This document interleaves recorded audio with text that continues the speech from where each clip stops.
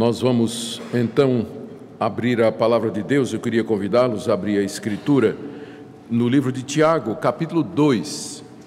E nós vamos do verso 14 ao verso 26, nos debruçar sobre o que Tiago nos ensina quanto à relação entre fé e obras.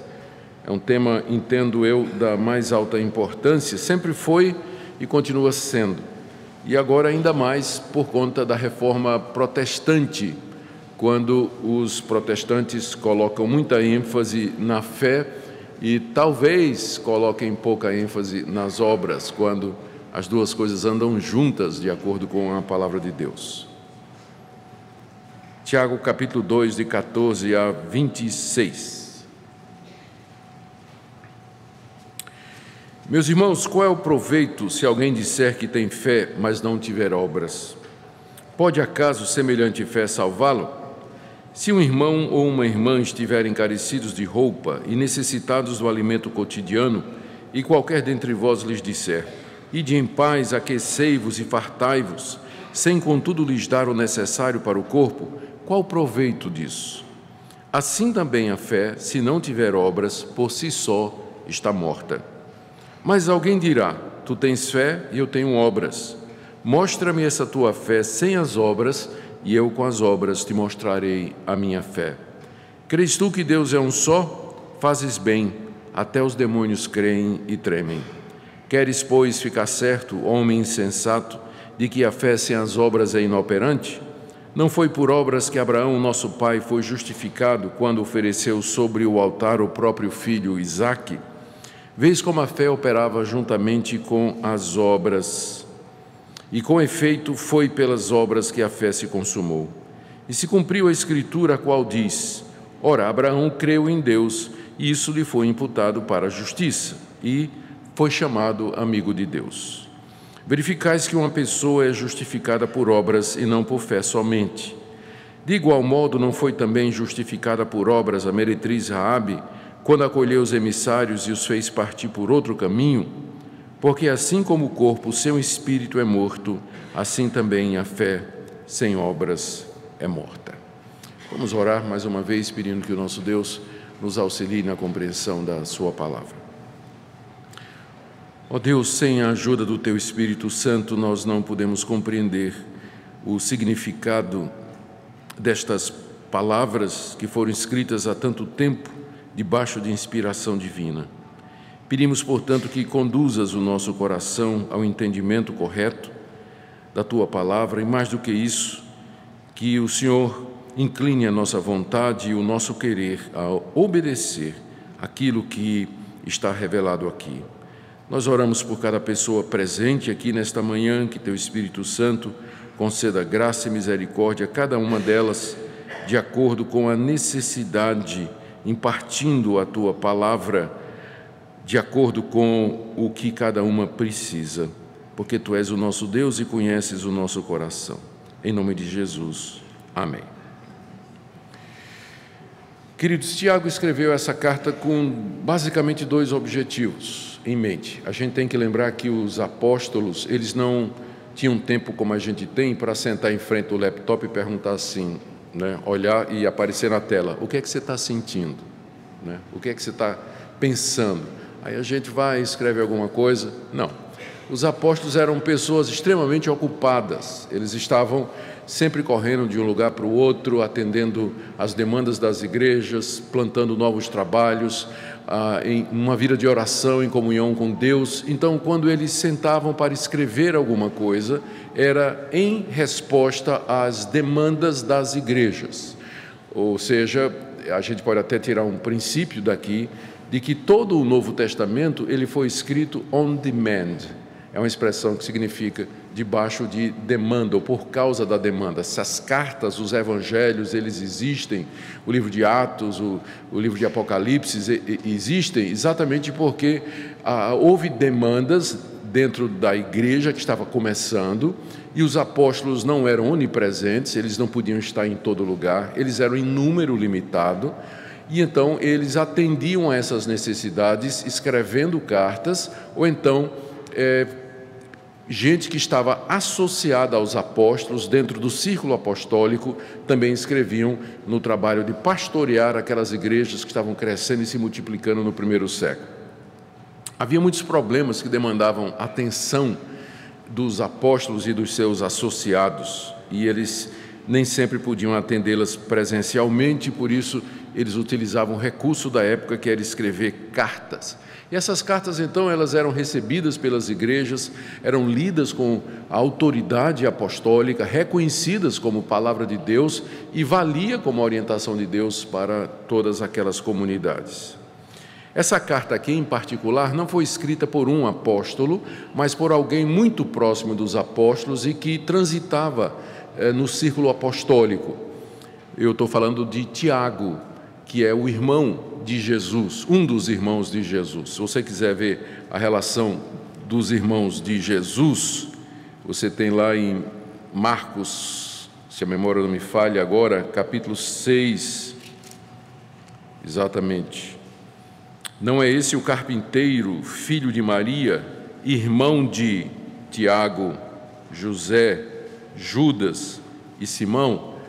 Então Jesus tinha pelo menos 4 irmãos, meio irmãos, porque Jesus era filho de Maria, gerado pelo Espírito Santo. Esses outros eram filhos de Maria e José. Então, Tiago, José, Judas e Simão. E ainda diz aqui, e não vivem entre nós as suas irmãs? Então, além dos 4 irmãos, tinha ainda as irmãs. Então, esse Tiago, que é o primeiro mencionado aqui na lista, é o autor dessa carta. Durante o tempo em que Jesus esteve entre eles, ministrando e vivo, a própria família de Jesus não acreditava nele. E Tiago, Judas, Silas, todos esses aqui, as irmãs, não viam o irmão mais velho como sendo filho de Deus e o Messias.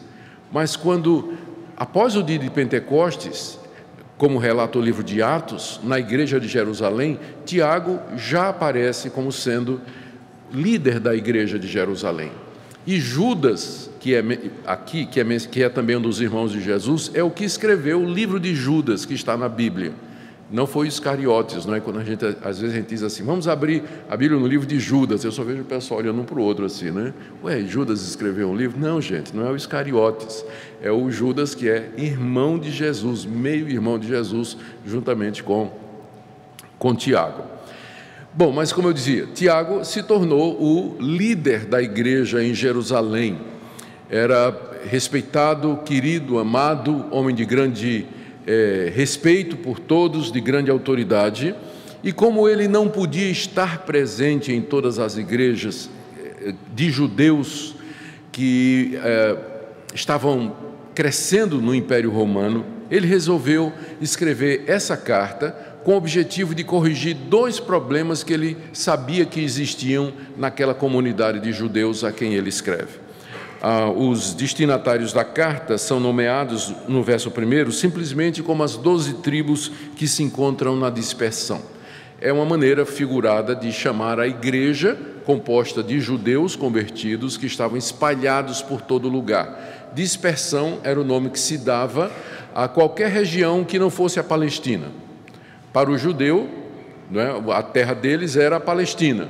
Quem não estava na Palestina estava na dispersão, ou seja, naquela região, todas as demais regiões do Império Romano, por onde os judeus se encontravam dispersos, o povo de Deus estava disperso. Tiago, então, escreve para os judeus que moravam fora da Palestina e que haviam se convertido a Jesus Cristo. 2 problemas que ele quer resolver com a carta. Primeiro, é ajudar aqueles judeus cristãos a enfrentar as perseguições que eles estavam passando.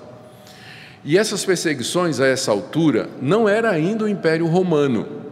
Essa carta é escrita, é uma das primeiras cartas do Novo Testamento que foi escrita. Ela deve ter sido escrita em meados da década de 40, de 50, tem gente que põe até no início da década de 50. Acha que é mais antiga do que a própria carta aos Gálatas ou a primeira aos Tessalonicenses, que são as 2 outras concorrentes, a qual é a primeira que foi escrita, não é? Então, alguns acham que Tiago está logo no comecinho. Então, se foi assim, a perseguição não tinha sido ainda dos romanos, porque os romanos só começam a perseguir os cristãos a partir do ano 64, quando Nero assume o poder. Quando Nero, que já estava no poder desde o início da década de 60, ele culpa os cristãos pelo incêndio de Roma. E é nessa primeira perseguição de Nero que Paulo vai morrer lá em Roma, Pedro também vai morrer lá em Roma, e milhares de cristãos também. Mas a perseguição aqui era feita pelos próprios judeus, os contemporâneos. Por quê? Porque eles não acreditavam, não aceitavam que judeus pudessem se converter a Jesus Cristo. Daí essa perseguição tão grande. Tiago quer ajudar esses judeus convertidos a enfrentar a perseguição promovida pelos seus contemporâneos da forma correta. Como enfrentar as tribulações? Esse é o tema do capítulo 1. Ele diz: vocês tenham por motivo de toda alegria, passarem por toda provação, peçam sabedoria a Deus para que vocês possam enfrentar tudo isso. Lembre que as condições humanas são transitórias, faça a diferença entre provação e tentação, porque Deus não tenta, Deus prova, mas Deus não tenta ninguém, e do céu vem toda coisa boa, e vocês sejam prontos para ouvir e tardios para falar. E aí tem várias outras passagens na carta onde Tiago anima os cristãos, ajuda os cristãos. Está alguém sofrendo? Faça a oração. No capítulo 5, Tiago condena aqueles ricos poderosos que estavam levando os crentes para os tribunais, que eram os judeus, né? Que estavam fazendo isso com seus próprios irmãos. Então, esse é o primeiro objetivo da carta. Mas tem um outro que caminhava junto com isso. Era a falta de coerência daqueles judeus em relacionar, a falta de capacidade, resultando em incoerência, de relacionar a fé com a vida diária. De alguma forma, aqueles cristãos haviam compreendido ou chegado à conclusão de que para ser salvo bastava um assentimento intelectual, você concordar com a mensagem que os apóstolos estavam pregando. Não é difícil entender isso. O apóstolo Paulo foi quem evangelizou toda aquela região, a dispersão. Paulo é o apóstolo da dispersão, ele prega entre os judeus e gentios fora da Palestina. E a mensagem do apóstolo Paulo sempre foi: o homem é justificado pela fé sem as obras. Não por obras, para que ninguém se glorie. Essa era a mensagem de Paulo em todo lugar. Deus nos perdoa, Deus nos recebe gratuitamente, não é pelo que nós fazemos, não é pelo que nós merecemos, não é pelas nossas atitudes, não é pelo nosso comportamento, mas Deus nos aceita mediante a fé em Jesus Cristo. Facilmente, uma pessoa poderia chegar a uma conclusão errada do tipo assim: ora, se eu sou salvo pela fé e não por obras, significa que se eu tenho fé, não importa de que maneira eu viva, eu vou ser salvo, porque o que salva é a fé e não o comportamento. O que salva é aquilo que eu creio e não a maneira como eu vivo. Então, essa é uma conclusão a qual as pessoas poderiam chegar ao ouvirem a doutrina que Paulo pregava, ou os demais apóstolos pregavam, da justificação pela fé somente, só que era uma conclusão errada, não é? Era uma conclusão errada. Eles não estavam entendendo o que é que fé significa e muito menos quais são os efeitos dela e o que é que a salvação realmente produz. Tiago, então, detecta esse problema naquela comunidade, que havia muita intelectualidade, né? Era muito racional a fé, mas não havia atitude e obras correspondentes. Aqui eu me lembro de uma vez, talvez Tiago até podia ter mandado para eles um folhetinho evangelístico que uma vez eu vi, dizendo assim: o homem que errou o céu por 20 centímetros. Não chama a atenção?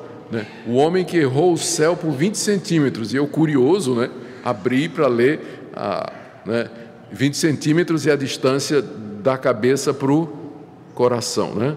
Então ele errou o céu por 20 centímetros porque o evangelho estava aqui, mas não estava aqui. Então errou a porta do céu, e a gente sabe para onde ele foi se errou a porta do céu, né?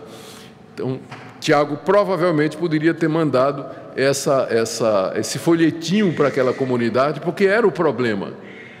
Veja só, no capítulo 1, ainda, depois de falar sobre como eles deveriam suportar as provações, Tiago diz assim, no verso 22, tornem-se praticantes da palavra de Deus e não somente ouvintes, enganando-vos a vós mesmos.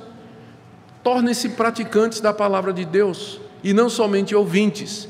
Eu entendo por que é que Tiago disse isso. Pense comigo. Quando os judeus que estavam lá na Palestina, eles prestavam culto a Deus indo para o templo, não é verdade? Eles iam para o templo, ali eles ofereciam sacrifícios, ali o sacerdote intercedia por ele, mas o judeu que morava na dispersão, onde não tinha templo, o que é que substituía o templo na dispersão? A sinagoga. A sinagoga era o local onde os judeus se reuniam todo sábado para ouvir a lei de Moisés. E aí, ouvir a lei de Moisés passou a significar quase que a mesma coisa de oferecer sacrifício no templo. Então, os judeus da dispersão consideravam ouvir a lei como sendo um ato equivalente a apresentar a Deus sacrifícios de animais pela sua culpa. Por isso, para o judeu da dispersão, ir para a sinagoga, sentar lá e ouvir a lei de Deus, para ele isso era tudo que Deus requeria da pessoa, ouvir a lei de Deus. Por isso Tiago diz, meus irmãos, vocês têm que se tornar praticantes da palavra e não somente ouvintes, porque senão vocês estão se enganando a vocês mesmos, pensando que tudo que Deus requer de nós é que vocês nos sábados vão lá nas sinagogas escutar a lei. Modernamente Tiago diria, vocês não pensem que só vir à igreja no domingo, ouvir sermões de manhã, de tarde e de noite, isso vai salvar vocês, não vai. Vocês têm que se tornar praticantes daquilo que vocês escutam. Não é o ouvir, mas é o praticar a palavra de Deus que vai salvar vocês. Então, esse era o problema. Tiago, no capítulo 2, na primeira parte do capítulo 2, ele corrige uma deficiência, né? Porque uma vez que a gente tem uma concepção errada, uma doutrina errada, ela vai influenciar a nossa prática. Sem dúvida, se você crê num erro ou crê numa coisa errada, já que tudo que a gente faz é com base nas perguntas o que, por quê, na base da escolha, o que é o melhor, o que não é. Então, se você tem um sistema deficiente de referência, isso vai levar você a decisões erradas e comportamento errado. E não deu outra. Aqui no capítulo 2, Tiago, logo na primeira parte do capítulo, ele corrige aqueles irmãos pela acepção de pessoas. Eles professavam fé no Senhor Jesus, aquele que desceu da glória e se humilhou e se tornou pobre e andou entre nós, mas ao mesmo tempo eles valorizavam os ricos e desvalorizavam os pobres. Quando o pobre chegava na igreja, né, que ia se sentar, o diácono dizia, via o cara mal vestido e tudo mais, o diácono dizia, não, lá na frente não, porque é o pessoal mais rico. Você senta aqui no chão, fica aqui, né, de repente, né, fica sentadinho aqui. Aí quando chegava alguém, paletó e gravata, bem vestido, né, depois de ter estacionado a Mercedes dele, o diácono, meu irmão, tem um lugar especial para o senhor lá na frente da igreja e tal. Era isso que estava acontecendo. Por que isso é incoerente? Porque eles diziam, veja o início do capítulo 2, verso 1, meus irmãos, não tenhais a fé em nosso Senhor Jesus Cristo, Senhor da glória, em acepção de pessoas. É uma contradição. Você diz que crê naquele que, sendo rico, se fez pobre, e agora você trata mal o pobre e valoriza o rico. Era uma inconsistência que acontecia na igreja, não é, que Tiago chama de acepção de pessoas. E aí, agora, na segunda parte do capítulo 2, ele entra na questão.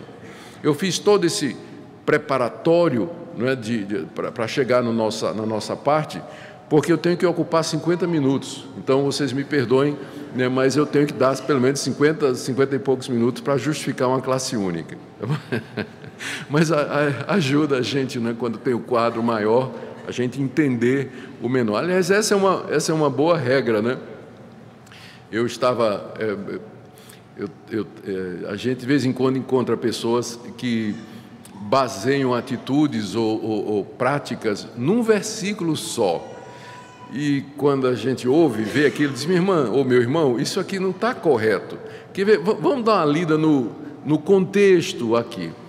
Então, mais recentemente, né, eu vi isso com um parente meu, muito querido, que disse assim: eu vi aquele vídeo que você colocou na internet sobre suicídio, dizendo que o suicídio não é o pecado imperdoável e tudo mais, mas olha aqui o que é que a Bíblia diz. Queria que você me respondesse: quem destruir o templo do Espírito Santo, Deus o destruirá.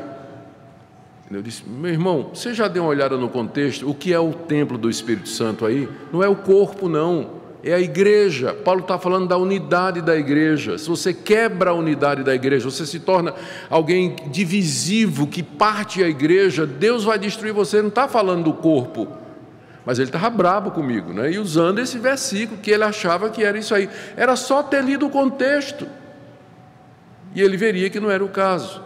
Então, por isso, a importância de uma abordagem geral.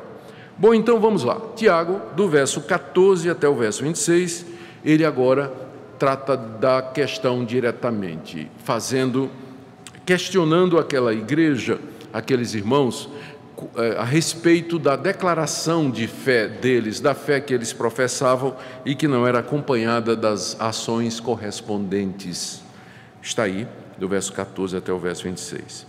No verso 14, Tiago define o problema, não é? Ele estabelece o problema. Depois de 15 até 25, ele dá 4 argumentos para provar o ponto dele de que fé sem obras é morta. E no verso 26 ele conclui.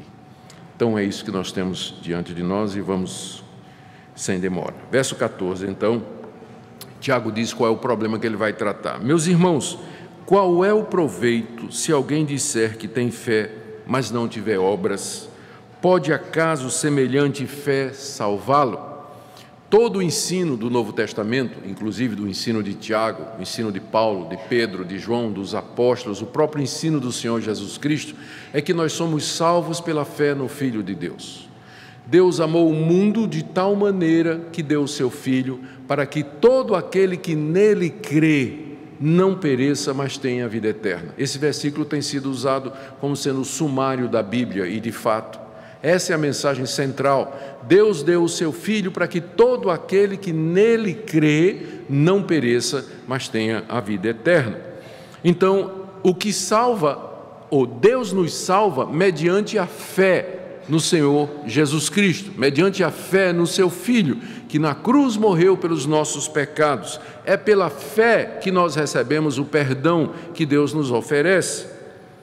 A pergunta que Tiago está fazendo aqui é que se essa fé que nós professamos, essa fé que nós declaramos, do tipo assim: creio que Jesus Cristo é o Filho de Deus, creio que Ele morreu pelos meus pecados, creio que Ele ressuscitou ao terceiro dia, creio que Ele subiu aos céus, creio que Ele está à direita de Deus, que intercede por mim, que virá para julgar os vivos e os mortos e tudo mais.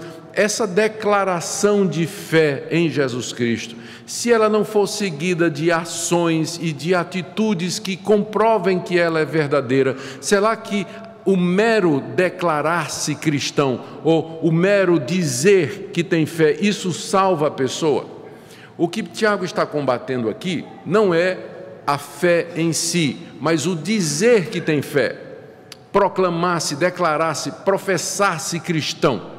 É isso que ele está combatendo aqui, e é esse tipo de declaração que não é acompanhada de atitudes que comprovem. Como ele disse: qual é o proveito de alguém dizer que tem fé? Qual é o proveito de você vir aqui na igreja, na hora de ser batizado, na hora de fazer a profissão de fé, responder todas aquelas perguntas do pastor? Você crê na Bíblia? Creio. Crê em Jesus? Creio. Crê no Espírito Santo? Creio. Confessa que é pecador? Confesso. Recebe Jesus como Salvador? Recebo.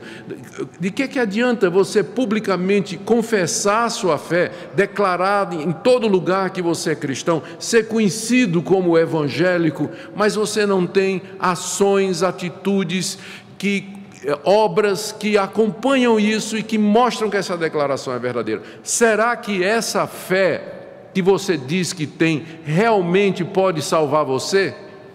Isso aqui é uma pergunta retórica. Vocês sabem o que é uma pergunta retórica? É uma pergunta que a gente faz, mas que a gente já sabe a resposta, né?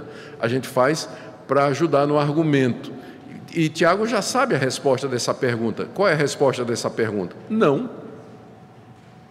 Não é? Qual o proveito de alguém dizer que tem fé, mas não tem obras? Resposta: não tem proveito nenhum. Será que essa fé pode salvá-lo? Resposta: não. Tiago, então, aqui ele estabelece o seu ponto. Fé que não é seguida de obras, ela é inútil, ela não é proveitosa, ela não atinge o objetivo que é a salvação do pecador. E aí ele tem 4 argumentos aqui. O primeiro argumento, está aí do verso 15 até o verso 17, é tirado de uma situação que era perfeitamente possível naquela época. Você encontrar um irmão ou uma irmã, estou no verso 15, carecidos de roupa e necessitados de alimento cotidiano.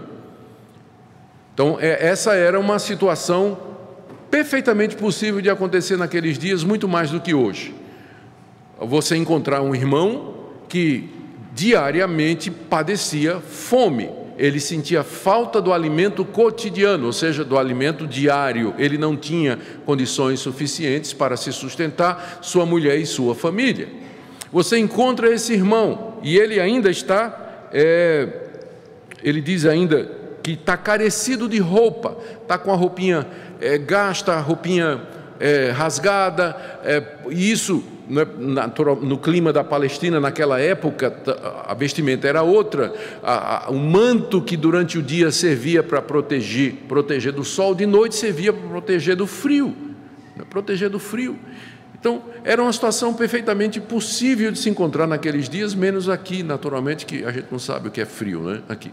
Mas era fácil encontrar isso lá, você encontrar pessoas passando fome e passando necessidade. Aí Tiago pergunta, a situação que Tiago pede para você imaginar é essa: você vai andando, encontra aquele casal de irmãos, né, com frio e com fome. Aí você diz: oh, irmãos, que o calor de Deus ilumine o vosso coração, que o maná do alto satisfaça a sua fome e farte as suas necessidades. Vão em paz, se aqueçam com a palavra de Deus no coração de vocês. E você não mete a mão no bolso para tirar 10 conto para comprar um sanduíche para a pessoa. Tiago pergunta: qual o proveito dessas palavras? Resposta: nenhum. Não tem proveito nenhum. Qual é o proveito se você não der para ele uma roupa? Se você não fizer alguma coisa para mitigar a situação de carência daquela pessoa? Da mesma forma, Tiago diz, verso 17, a fé, se não tiver obras, por si só está morta, como aquela oração sua, ou como aquela declaração sua: vá em paz, se aqueça e se alimente e fique farto. Fé sem obras, ela é tão morta, tão vazia, tão oca, como essas declarações aparentemente piedosas, que não são seguidas de ações concretas e que mostram que de fato é uma fé verdadeira. Uma parte do trabalho pastoral que sempre entristece a gente é a cerimônia fúnebre. Quando nós vamos junto com a família, nós nos reunimos, não é? Geralmente na igreja, vem o caixão, é colocado, e com a família, amigos e familiares, e pessoas que eram do conhecimento, a gente agradece a Deus pela vida da pessoa, e aí então vamos partir para sepultar aquela pessoa. E quantas vezes eu vi esse quadro, não é? Da pessoa que morreu, às vezes uma mulher jovem ainda, de câncer, acometida de câncer, o marido chorando, não é? Chorando, às vezes as lágrimas dele caindo sobre o rosto dela, a filhinha, né, acariciando: mamãe, mamãe. Ela não vê, não ouve, não sente, ela não sente absolutamente nada, ela está morta, ela não reage. Assim é a fé. Fé sem obras, ela é um cadáver, por mais bonito e enfeitado que seja, por mais belo que possa parecer aos homens, por mais piedoso que possa parecer aos homens, se não for acompanhada de atitude, de ação, ela é tão morta quanto aquele cadáver enfeitado e bonito que está naquele caixão. Tão morta como essas declarações: vá em paz e se farte, e você não faz absolutamente nada para ajudar aquela pessoa. Esse é o primeiro argumento de Tiago. Tá bom. A fé é inútil se ela não for acompanhada de ações. Aqui você percebe que Tiago define obras, a princípio, como sendo caridade, você ajudar o necessitado. Segundo ponto de Tiago está no verso 18. Mas alguém dirá: tu tens fé e eu tenho obras. Mostra-me essa tua fé sem as obras, e eu com as obras te mostrarei a minha fé. Essa é uma passagem difícil de interpretar. A grande dificuldade aqui é interpretar o alguém.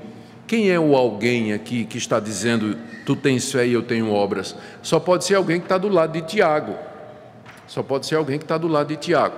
Então vamos imaginar que seja o próprio Tiago que esteja dizendo isso aqui, e aí o versículo vai fazer mais sentido. O que Tiago está fazendo aqui é uma diatribe.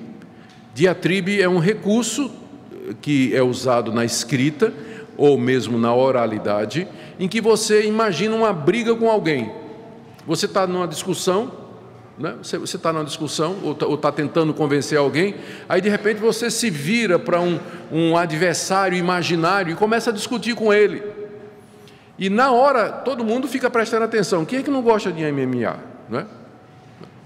Então, Tiago começa uma briga na frente da igreja. Tu dirás, não, alguém vai te dizer, homem. Ele está aqui imaginando aquele judeu que achava que ir para a igreja, ouvir o sermão e acreditar naquilo tudo era suficiente para salvá-lo. Tiago vira para ele e diz assim: você diz que você tem fé, mas eu tenho obras. Então eu faço um desafio para você agora. Me mostre essa sua fé sem obras, e eu com as obras vou mostrar a minha fé. Tiago desafia o cidadão na frente da audiência. Aí todo mundo já fica, né? Opa, briga, quem é que vai ganhar? Né? Aposta aqui, vamos apostando, tal. Chama-se diatribe isso. E Tiago então começa um diálogo, né? Uma briga com um opositor imaginário para tornar o seu ponto vívido. E o desafio que ele lança é esse aqui. É possível alguém mostrar que tem fé, a não ser através das ações e das obras? Tiago considera insuficiente você chegar na frente da igreja e dizer: eu creio, eu creio, eu creio. Tiago diz: não, isso não é suficiente, isso tem que ser acompanhado por atitudes e ações. Por isso que nós não devemos nos apressar a receber como membros da igreja e batizar pessoas sem que antes elas tenham tido tempo para demonstrar pelas suas atitudes e mudanças de comportamento que a declaração de fé delas é verdadeira. O que acontece às vezes?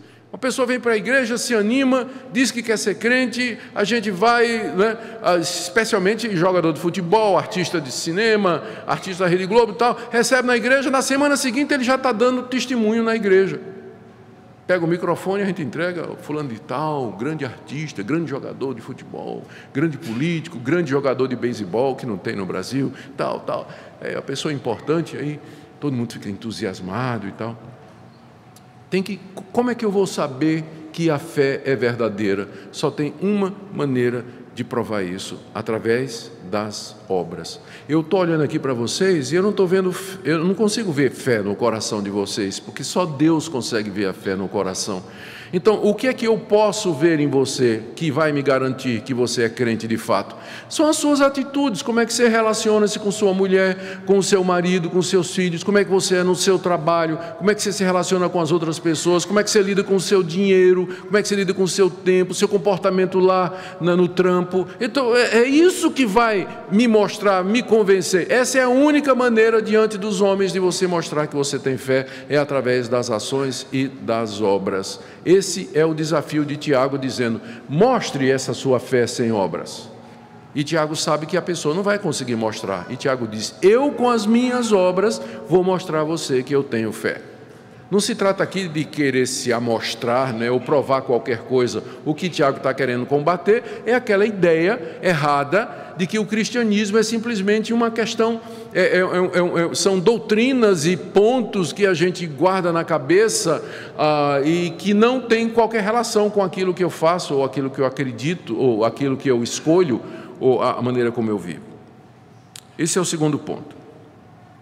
Terceiro ponto de Tiago está no verso 19. Terceiro argumento dele: crês tu que Deus é um só? Fazes bem, até os demônios creem e tremem. Ele está brigando com o cara ainda, tá? Não vamos esquecer, né? Agora é o segundo round, né? O primeiro round foi o verso 18, o segundo round agora é o verso 19. E aqui Tiago faz uma pergunta para aquele judeu cristão, né?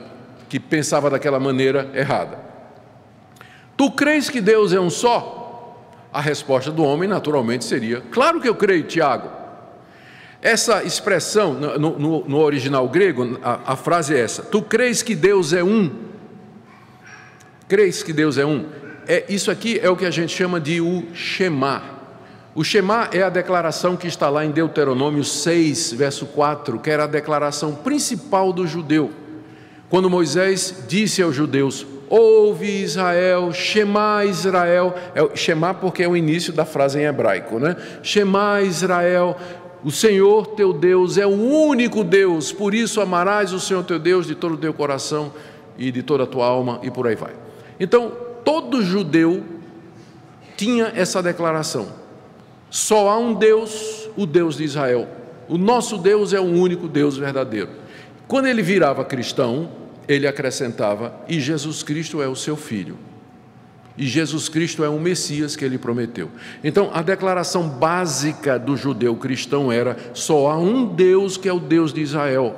E o Salvador do mundo é Jesus Cristo, o Messias, o seu Filho que ele enviou para o mundo. Tiago pergunta para o judeu: você crê nisso? Aí o judeu diz: claro que eu creio, Tiago. Aí Tiago disse: você faz muito bem, porque é a verdade, só tem um Deus mesmo, que é o Deus Criador dos céus e da terra, que se revelou à nação de Israel e que é o Pai do nosso Senhor Jesus Cristo. Todos os outros deuses, como os deuses pagãos, os deuses inventados pelos homens, eles são fruto da criatividade pecaminosa do homem sem Deus, eles não são nada. Faz muito bem em dizer que só há um Deus, que é esse Deus que é o Pai de Jesus Cristo. Agora, Tiago diz: mas só isso não é suficiente, porque os demônios também sabem disso. Isso é conhecimento público. O diabo também sabe que só há um Deus e que Jesus Cristo é o Filho dele. E a gente lendo a Bíblia, a gente vê que Tiago está coberto de razão. Toda vez que Jesus encontrava um endemoniado, quase sempre, né? Que o endemoniado tinha oportunidade de falar, que às vezes Jesus não dava o microfone para ele, ao contrário de alguns irmãos nossos, né? Jesus não dava microfone para demônio, né? Mas quando acontecia, né? Os demônios diziam: tu és o Filho de Deus. Várias vezes nos evangelhos nós encontramos os demônios fazendo essa declaração: tu és o Filho de Deus. Que é a mesma declaração que as pessoas fazem na igreja quando querem ser conhecidos como cristãos, batizados e aceitos como membros. Eu sei que há um só Deus e que Jesus Cristo é o Salvador. Os demônios fizeram a mesma declaração nos evangelhos, só que com uma vantagem: eles tremem.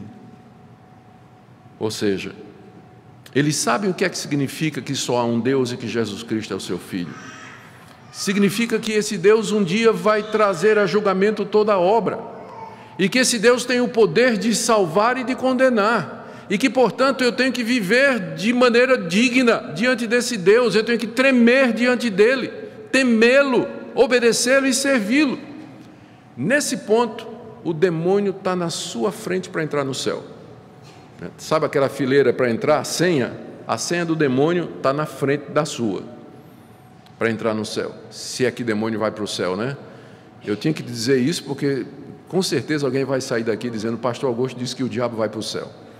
Então eu não estou dizendo que o diabo vai para o céu, né? Estou usando uma brincadeira aqui para vocês entenderem melhor o que eu estou dizendo. Então, se o diabo fosse para o céu, ele estava na frente de muita gente que se confessa cristão, porque o diabo treme diante de Deus. Quer um exemplo? Jesus em Gadara, do outro lado do mar da Galileia, encontra 2 endemoniados.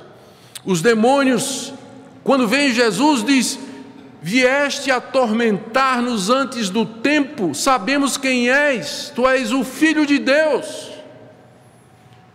Porque os demônios sabiam que no fim dos tempos, Jesus Cristo, Filho de Deus, a quem foi confiado não só a salvação, mas também o julgamento de todos os homens, haverá de lançar no inferno o diabo e seus anjos.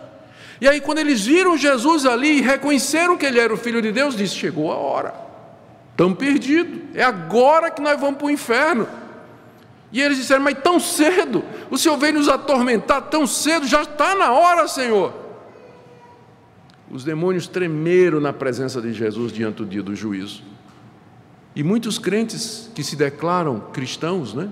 Muita gente que se declara evangélico, não treme. Não treme. Uma vez uma senhora chegou para mim e disse: pastor, eu quero que o senhor fale com meu marido, porque ele está me traindo. Minha irmã, isso é uma declaração pesada. A senhora tem prova? Não. É coisa de mulher, pastor, é intuição. Ok. Chamei o cidadão. Você sabe que com o tempo o pastor ele desenvolve um sistema de detector de mentira, né? Conversando com as pessoas, depois, 35 anos no gabinete pastoral, a gente detecta, tem um sistema de detecção de mentira. O cara pisca o olho, mexe a boca, né?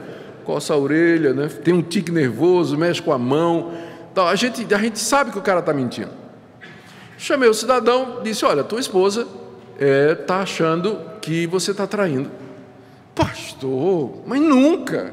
Eu sou fiel à minha esposa, amo a minha mulher, pastor. Nunca traí a minha mulher, nunca fiz isso na minha vida. Ela sempre foi assim, pastor. Na época da mocidade, quando a gente namorava, eu não podia conversar com outras meninas da mocidade, porque ela ficava braba. Era muito ciumenta, não tem nada disso. Ama a minha mulher, o senhor pode ficar tranquilo, não estou traindo minha mulher.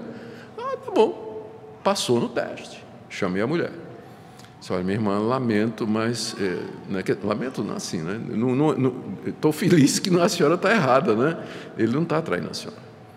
Um mês depois, ela chega para mim com o celular dele, com todas as mensagens de troca de amores, de juras de amor com a amante, né? Tudo lá.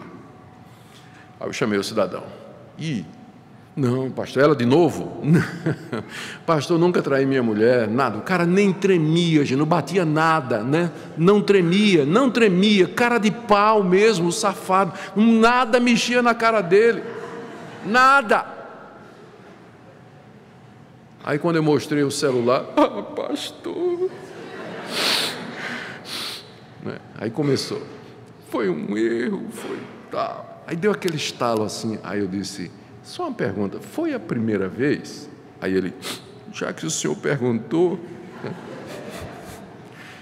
Ele já vinha traindo a mulher há anos, e não foi só uma vez, não. Não foi só uma vez, não.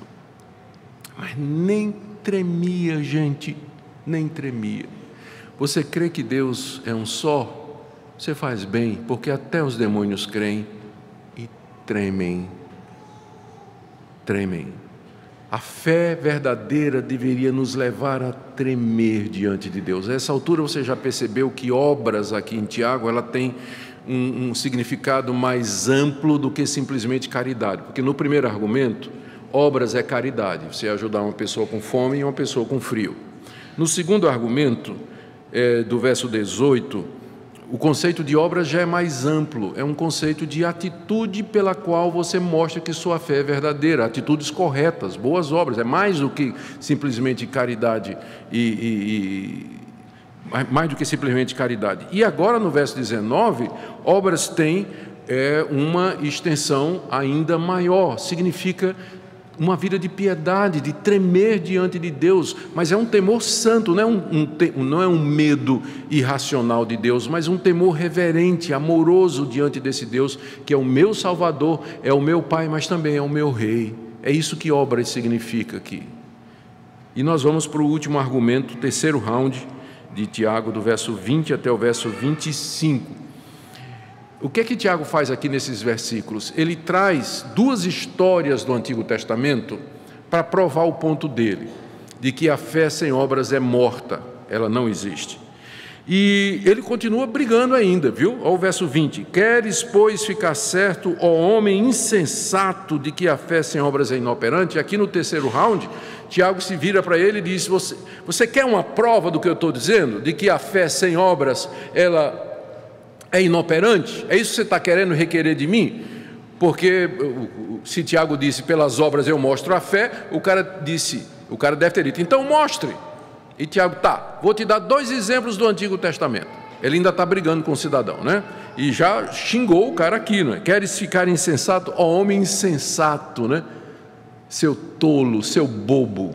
Você quer uma prova do que eu estou dizendo? Então, vamos agora para a prova. E o primeiro exemplo que ele traz do Antigo Testamento é o exemplo de Abraão.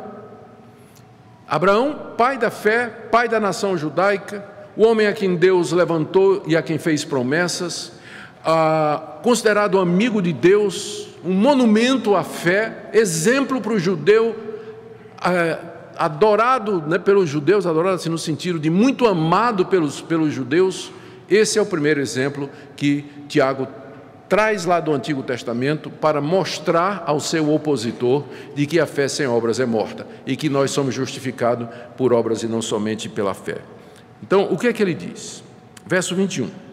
Não foi por obras que Abraão, o nosso pai, foi justificado quando ofereceu sobre o altar o próprio filho Isaque? Vês como a fé operava juntamente com as suas obras. Com efeito, foi pelas obras que a fé se consumou. E se cumpriu a Escritura, qual diz, ora, Abraão creu em Deus, e isso lhe foi imputado para a justiça, e foi chamado amigo de Deus. O que Tiago faz aqui é contar a história de Abraão, interpretando a sequência dos acontecimentos. Gênesis 12, Deus aparece a Abraão, sai da tua terra, da tua parentela, vai para a terra que eu te darei. De ti farei uma grande nação. De ti farei uma grande nação. Abençoarei os que te abençoarem, amaldiçoarei os que te amaldiçoarem, em ti serão benditas todas as famílias da terra. Que promessas gloriosas! Abraão creu em Deus, juntou a mochila, a mala, a família e foi embora, saiu lá de Ur dos Caldeus e foi para Canaã, a terra que Deus lhe tinha prometido. Durante anos Abraão peregrinou ali e a coisa começou a ficar tensa, porque Abraão estava ficando velho, Sara estava ficando velha e era estéril. E Deus tinha prometido que dele, Abraão, viria uma descendência numerosa, muito numerosa, e entre eles viria alguém que seria o Salvador do mundo, em quem todas as nações seriam abençoadas, ou seriam salvas, não é? Que era o Messias. E o tempo estava passando e a coisa estava ficando difícil. Gênesis 15. Deus aparece a Abraão de noite e repete as promessas, todas as promessas. Tua descendência será numerosa, de entre eles virá o Messias. Aí Abraão disse, Senhor, permissão para falar. Senhor, eu estou aqui já há 10 anos, desde que o Senhor me tirou de Ur dos Caldeus, e eu estou ficando velho, cada ano que passa, minha mulher também, e ela é estéril. Como é que isso vai acontecer? Como é que isso vai ser possível? E Deus chamou Abraão e disse, vem cá, deve ter tirado ele da tenda, né? Porque de que outra maneira Abraão poderia ter olhado os céus? Olha para os céus, Abraão, conta as estrelas, devia ser uma noite linda no Oriente, né? Céu claro, conta as estrelas. Abraão olhou e Deus disse, assim será a tua descendência. E olha o que é que diz o verso 6 de Gênesis 15. Abraão creu em Deus e isso lhe foi imputado para justiça. Abraão creu na palavra de Deus. Abraão creu que dele viria, ainda que não tinha acontecido ainda, mas dele viria o Salvador do mundo, aquele pelo qual o próprio Abraão seria salvo. Abraão creu em Deus, ele creu, e ali ele foi justificado, aquilo foi imputado a ele como justiça. Ali em Gênesis 15, Abraão foi justificado pela fé, aceito por Deus. O tempo passou, nasceu Isaque conforme a promessa, Deus cumpriu a palavra. Gênesis 22, Deus aparece para Abraão e diz, agora eu quero que você mate um menino. Quero que você me ofereça seu filho em sacrifício, esse filho a quem você ama, pelo qual você esperou tanto, o herdeiro das promessas, eu quero que você o ofereça em sacrifício. Abraão, perfeitamente. Dia seguinte de manhã, pega o jumento, coloca a lenha em cima, chama o empregado, pega o facão, pega o cutelo, acorda Isaque, filho, vamos para um passeio. Lá vão para o Monte Moriá, que Deus tinha apontado, ficava vários quilômetros lá de Berseba, que era o local onde Abraão morava. Na base do monte, Abraão se volta para o empregado e diz: você fica aqui, que eu e o garoto nós vamos adorar a Deus lá em cima e voltaremos, plural, voltaremos. Lá vão os dois subindo. Aí no meio do caminho Isaac olha e diz: pai, eu estou vendo aqui a lenha, estou vendo o fogo, estou vendo o facão, mas cadê o cordeiro para o sacrifício? Todo mundo sabe qual foi a resposta de Abraão: Deus proverá. Deus proverá, meu filho. Chegou no alto do monte, Abraão arma o altar, pega a lenha, coloca, amarra o seu filho, coloca em cima do altar e levanta o facão para matar o seu filho, quando Deus do céu diz: pode parar, porque agora eu sei que você crê em mim. Agora eu sei que você me teme, porque você não me negou o seu filho. A interpretação de Tiago, verso 22, veja como a fé operava juntamente com as obras, e foi pelas obras que a fé se consumou. A que obra Tiago está se referindo? Aquele ato de obediência. Abraão creu em Deus, verso 12, capítulo 15 de Gênesis, e no verso 22, essa fé leva Abraão a obedecer a Deus quando Deus demanda o que ele tem de mais precioso. A fé e as obras andam juntas. A fé verdadeira leva à obediência. A fé verdadeira leva a dar ao autossacrifício, à negação, a dar a Deus o que nós temos de mais precioso. Você percebe que o conceito de obras aqui já está expandido, não é? Obras não é somente caridade. É por isso que às vezes os protestantes, né, sem entender isso, eles vão para o outro lado, porque caridade é coisa de católico, espírita, eles dizem, né? Ajudar o pobre, o necessitado, fazer sopão, abrigo de idosos e tudo. Aí a gente vai para o outro lado, não quer saber de obras. Mas o conceito de obras na Bíblia é mais do que caridade, dar pão para quem está com fome. Obras na Bíblia são atos de obediência resultante da minha fé em Deus. Porque eu creio em Deus, creio que Ele me amou, me perdoou, me deu seu Filho, eu então vou obedecê-lo, vou fazer o que Ele deseja, vou viver nesse mundo de acordo com o que Ele quer. Veja que obras aqui já é você obedecer, entregar a Deus o que você tem de mais precioso. A conclusão de Tiago no verso 24: verificais que uma pessoa é justificada por obras e não por fé somente. Aqui é importante a gente fazer um esclarecimento para não jogar Tiago contra Paulo, né? Porque Paulo diz que o homem é justificado pela fé sem obras, e aqui Tiago está dizendo que o homem é justificado por obras, mas justificado por obras e não somente pela fé. A solução é evidente, né? Tiago e Paulo estavam escrevendo para audiências distintas. Paulo estava escrevendo para judeus que achavam que guardar as obras da lei, estou pensando em Gálatas e em Romanos.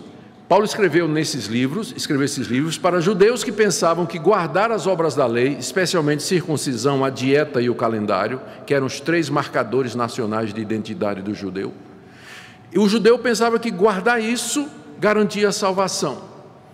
Contra esse pano de fundo é que Paulo assevera: a justificação é pela fé sem as obras da lei, ou seja, as obras da lei não estão na base da salvação. Não é através das obras que nós somos salvos, mas mediante a fé em Jesus Cristo.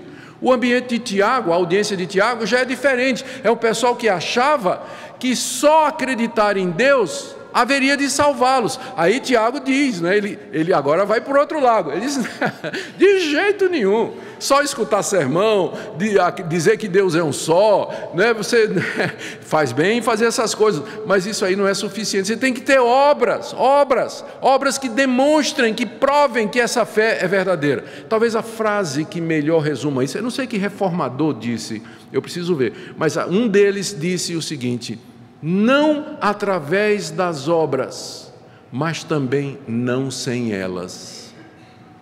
Não através de obras, nós não somos salvos através de obras, mas também não sem elas. E aí, quando a gente lembra o que Paulo disse em Efésios 2, a gente vê que os dois, Tiago e Paulo, não estão em contradição. Efésios 2, que é o famoso capítulo da graça, onde tem aquela passagem mais conhecida da Bíblia: pela graça sois salvos mediante a fé, e isso não vem de vós, é dom de Deus, não de obras, para que ninguém se glorie. Aí você continua, aí Paulo diz assim, porque somos, logo 2 versículos depois Paulo diz, porque somos feitura dele, criados em Cristo Jesus para as boas obras. Portanto, não através das obras, mas também não sem elas. E aí você junta Paulo e Tiago. Vede,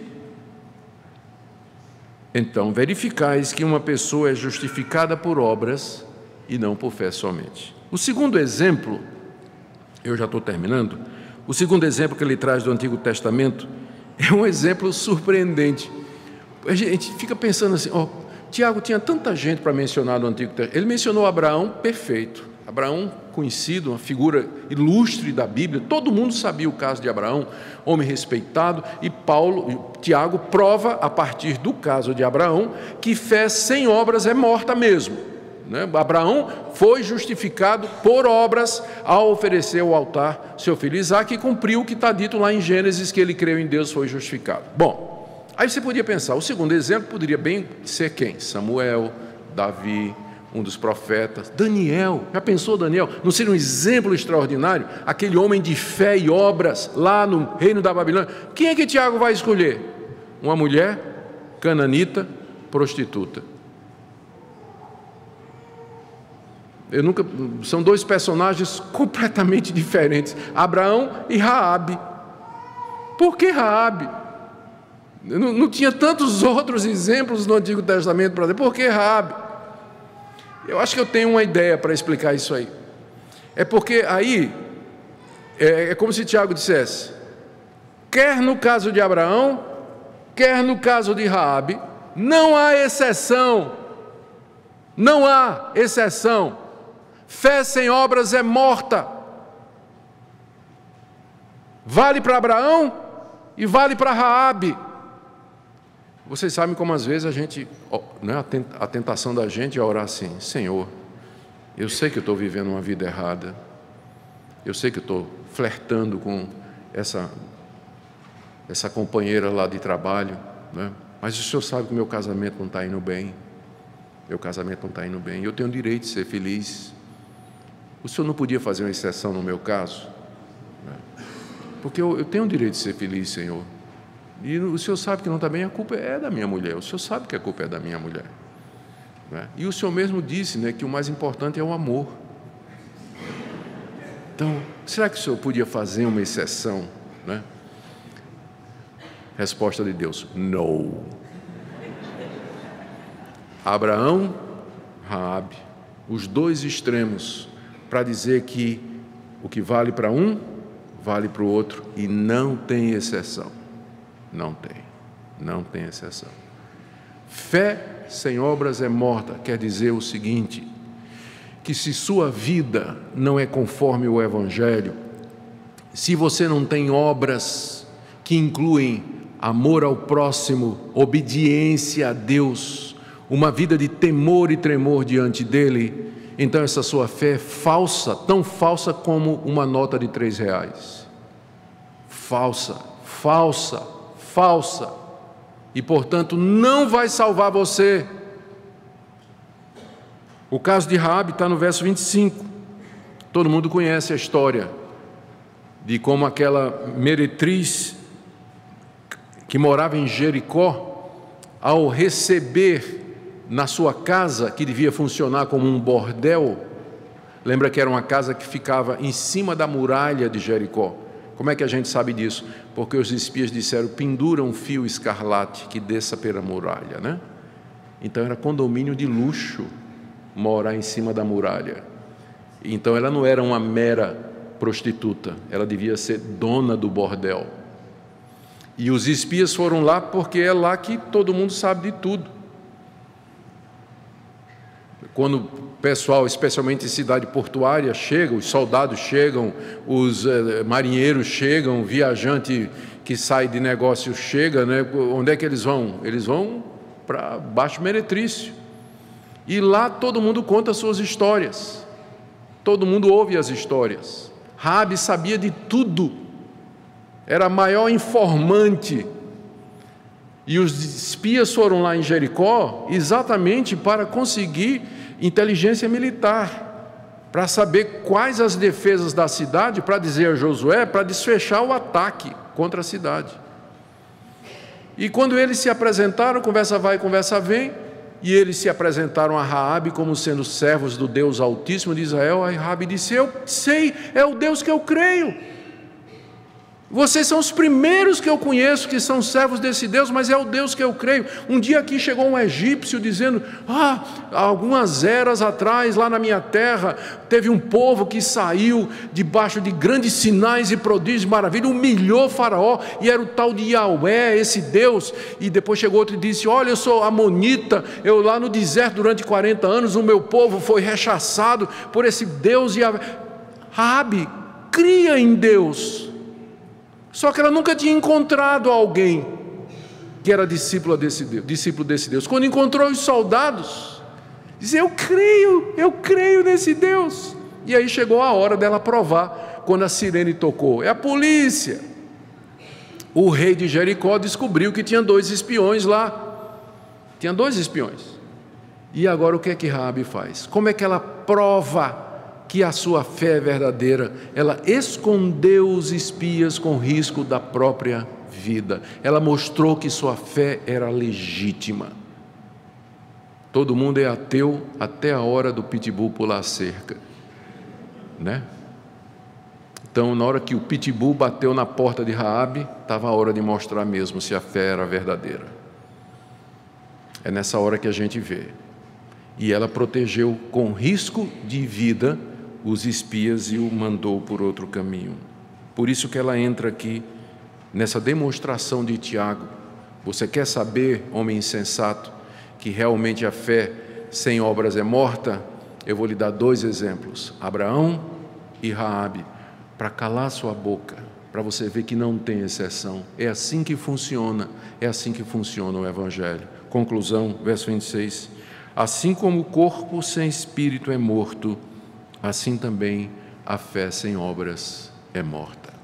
Eu quero concluir essa palavra nessa manhã, em primeiro lugar, dizendo que considero esse tipo de mensagem como extremamente necessária para os evangélicos do dia de hoje, particularmente os evangélicos reformados como nós.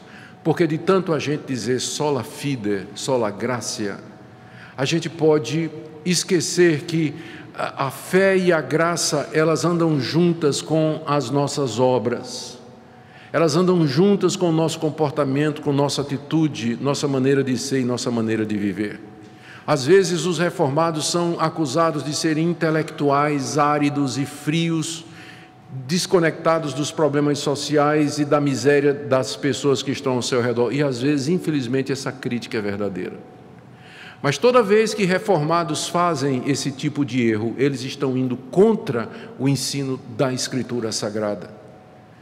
Nós sabemos que a salvação é pela graça, mediante a fé em Jesus Cristo, mas é uma graça que me livra do pecado, me capacita a produzir boas obras. É uma fé que me impulsiona a obedecer.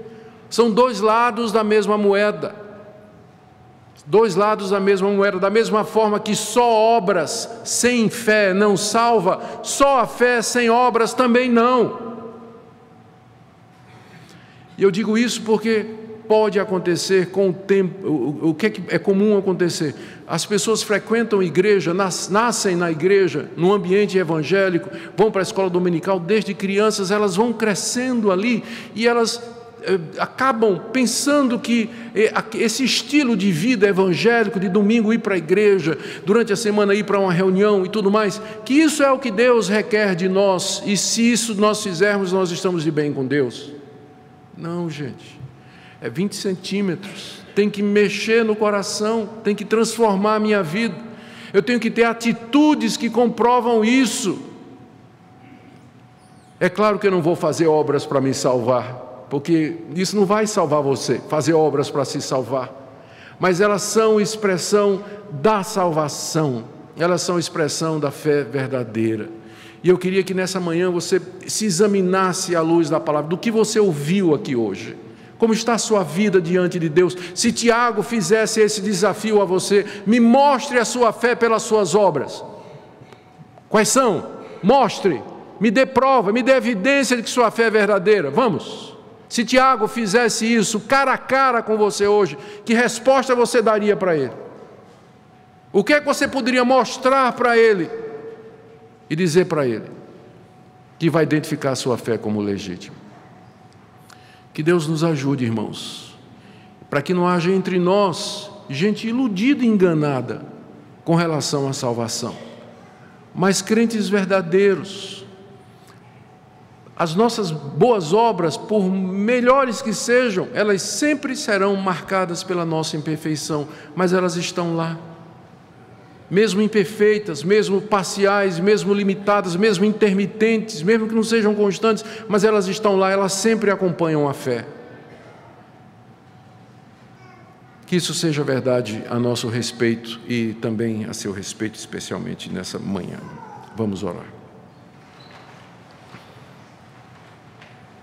Por favor, Pai, em nome de Jesus, abre os nossos olhos para que nós nos vejamos diante da Tua santidade, diante da pureza do Teu Evangelho. Senhor, nós te damos graças porque Teu Filho morreu naquela cruz pelos nossos pecados, que Ele deu sua vida por nós. Te damos graças porque somos justificados pela fé, sem as obras. Mas te damos graças também porque esta fé produz obras que justificam a nossa salvação. Ó Deus, nós pedimos que essa igreja seja visitada poderosamente pelo Teu Espírito Santo, num reavivamento de conversão, quebrantamento, mudança de vida. Nós oramos pelos nossos filhos, que crescem acostumados à Tua palavra, criando às vezes resistência, bloqueios mentais. Nós pedimos que sejam desfeitos em nome de Jesus, para que a palavra possa alcançar o coração deles. Converte os nossos filhos a Ti e perdoa os nossos pecados em nome de Jesus. Amém.